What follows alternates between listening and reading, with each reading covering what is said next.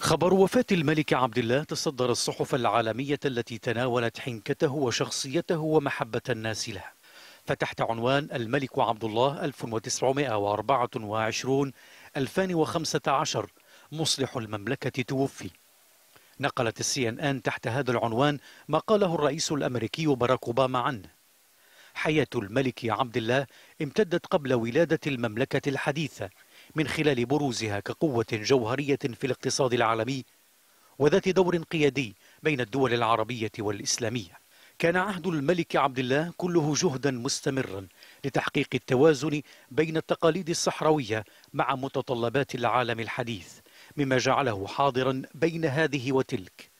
هذا ما كتبته صحيفة نيويورك تايمز الأمريكية تحت عنوان الملك عبد الله بحنكته القوية أعاد تشكيل المملكة العربية السعودية.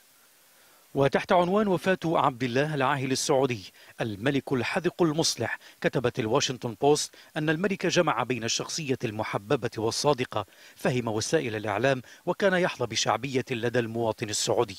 الملك عبد الله بن عبد العزيز توفي، تقول BBC، وتضيف: كملك دفع الملك عبد الله باتجاه الإصلاح، بما في ذلك إعطاء المرأة دورا أكبر في المجتمع السعودي ضد من يوصفون بالمتشددين الدينيين.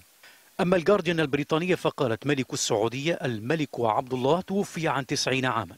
وتحت هذا العنوان كتبت الصحيفة أن اللقب الرسمي للملك هو خادم اثنين من الأماكن المقدسة، مكة المكرمة والمدينة المنورة، واللتين تقودان العالم الإسلامي، وهو الدور الذي ازداد أهمية في مواجهة التهديد الجهادي وأجواء الطائفية التي تجتاح المنطقة.